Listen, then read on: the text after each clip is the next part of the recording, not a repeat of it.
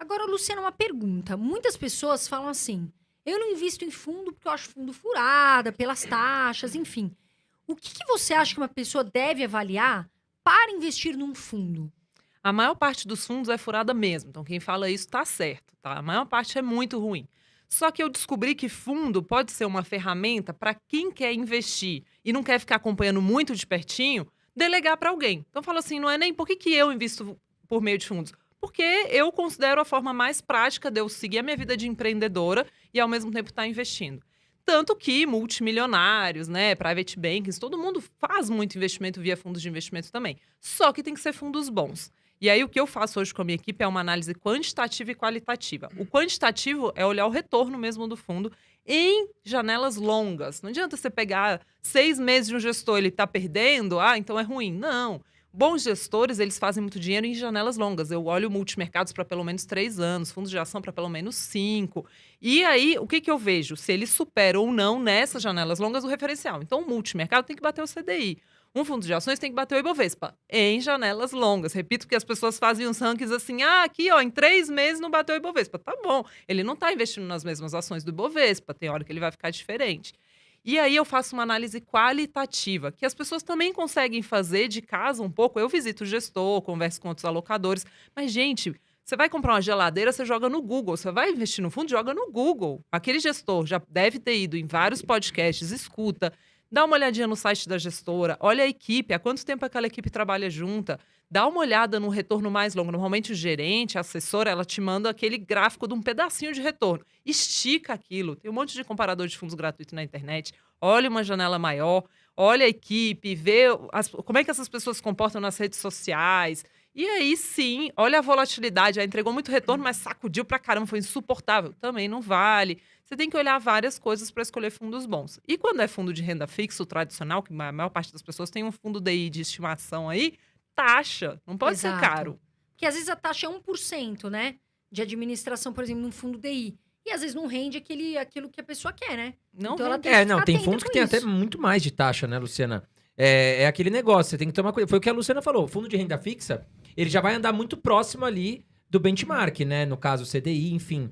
Aí você vai pagar muito de taxa, você vai tomar um pau ferrado ali no retorno, não é verdade? Agora, tem uma pesquisa que acho que a Exame fez, dos últimos 5 anos, ela pegou uma seleção de fundos, a maioria perdeu aí pro referencial, pro benchmark, né? Ou que seja pro Ibovespa, ou que seja pro CDI. Como a gente consegue identificar para não cair numa furada ao escolher um fundo de investimentos, Luciana? É. Quais são os princípios básicos que a pessoa tem que olhar ali? Recebeu a lâmina do banco, antes de começar a investir no fundo, acho que o ideal é já pedir a lâmina, né, Luciana? Para dar uma olhadinha ali. Cada fundo de investimento tem ali uma lâmina de investimento que você pode olhar os dados, performance, histórico. Mas se você pegou a lâmina, o cara que é iniciante ou que não tem tanto conhecimento, quais são os pontos que ele tem que olhar? Então, primeiro sobre a pesquisa, porque todo dia sai uma pesquisa detonando fundo. Todo dia, assim, eu acordo, tem uma pesquisa detonando fundo. Por quê? Na média os fundos são ruins, assim, de verdade. Você bebe vinho? Gosta de vinho? Gosto. Gosta. Na média, os vinhos também são ruins. Na média, os chocolates são ruins. Nem por isso a gente deixa de beber, nem por isso a gente deixa de comer. Então, o negócio tá na seleção, é na curadoria, né? Não adianta você, eu vou pegar aqui o primeiro fundo que me oferece. Em primeiro lugar, o fundo que o gerente ou o assessor normalmente te oferecem, assim, vem cá, deixa eu te mostrar, ruim. Normalmente o fundo bom você descobre. Então, vou dar um exemplo, né? Dínamo abriu recentemente, o Dínamo Kuga, um fundo de ações de maior referência no mercado brasileiro. Eles captaram 650 milhões de reais em menos de 1 minuto. Nossa E Senhora. para conseguir entrar, o que as pessoas fizeram? Elas tiveram que acordar cedo, parar na frente do computador e digitar o CPF Que delas fecha correndo. na hora, né? Eles Fecha. fecham. Fundo bom, fecha. Ele não está ali disponível para você. Olha, estou aqui. Aquele fundo normalmente que o assessor te oferece é o fundo que está pagando muita comissão para ele. Olha o perigo aí, ó. Olha lá. É isso. Sabe aquela ideia assim sabe quando você vai no supermercado, você já vai com a sua lista de compras pronta, senão você, né, acaba levando um chocolate ali, é o que põe na frente da gôndola é o que você leva. O fundo é a mesma coisa, o que está na sua frente ali, na sua cara, desconfie.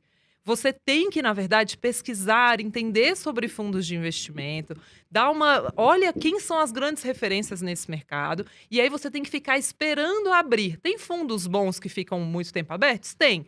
Mas assim, os fundos, as grandes estrelas, o verde, por exemplo, Fecha ele muito abre e rápido. Me veio na fecha. cabeça, a hora que você falou de fechar, eu lembrei do verde. Porque É. uma vez eu fui tentar entrar e já tava fechado. Mas é Ele isso. abre e fecha. Aconteceu isso também num banco com o verde. Ele abriu, as pessoas tinham que acordar de madrugada, fechou às 5 da manhã.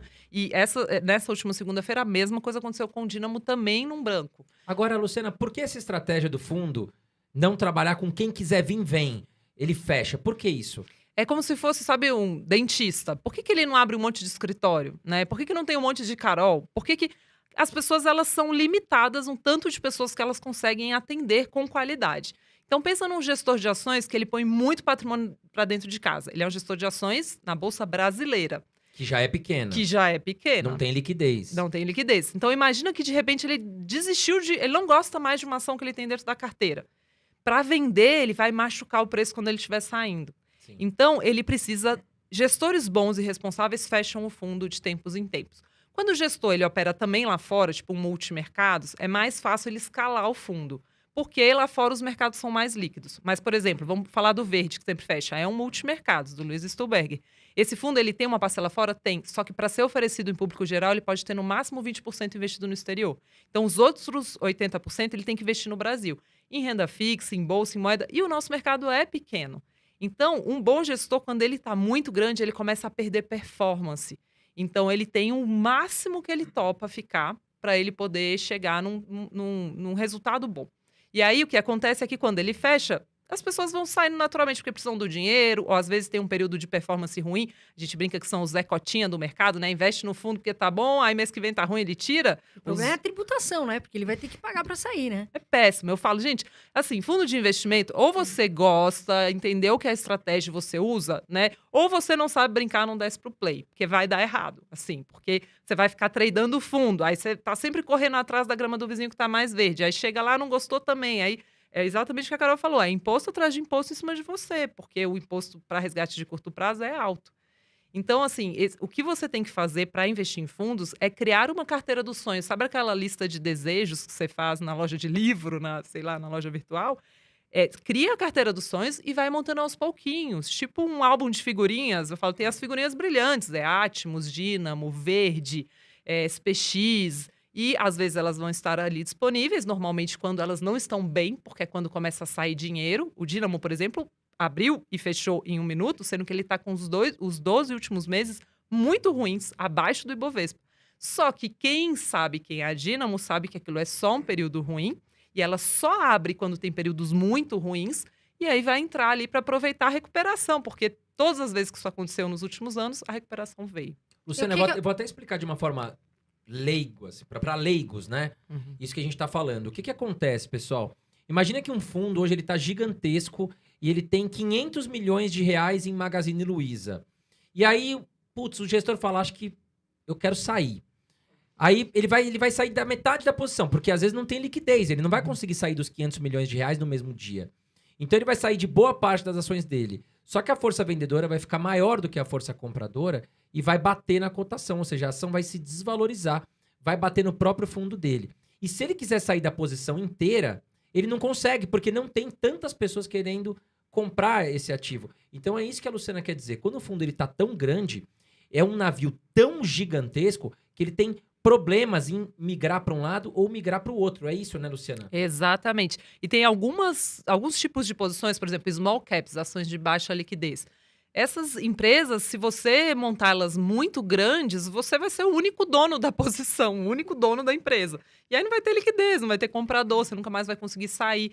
Então, por exemplo, fundos grandes de ações dificilmente tem small caps dentro da carteira, né? Porque ele vai ter que montar uma posição tão pequenininha que nem vale o tempo do analista.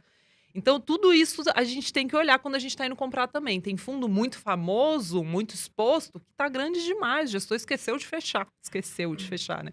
Porque, claro, ele tem um conflito de interesse. Quanto mais gente ele põe para dentro, mais taxa de administração ele ganha.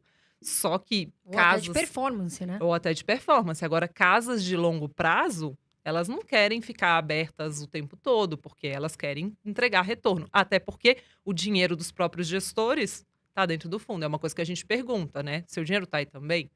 E esse dado não é público, mas É a o gente famoso questiona. pele no jogo, né? O famoso Exato. skin the game, né? Exato. Seu dinheiro tá aí? Se Se você confia tanto no arriscando seu a pele, fundo, né? É, o seu, da sua família, tem que estar aí, né? exatamente. Agora,